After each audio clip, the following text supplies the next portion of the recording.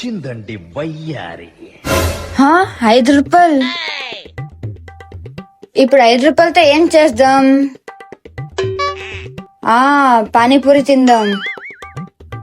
అన్నా 5 రూపాయలు పానీపూరి ఇవా? 5 రూపాయలు పానీపూరా? నువ్వు ఇలా రా. ఆనా ఒక పూరి తీసుకో, అలాగే ఇంకొకటి తీసుకో, ఇరుక్కొట్టు, ఆలుగడ్డ నింపు. ఆలుగడ్డలు నింపాలా?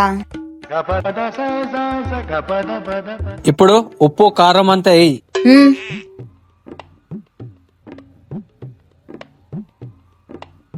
అయిపోయింది.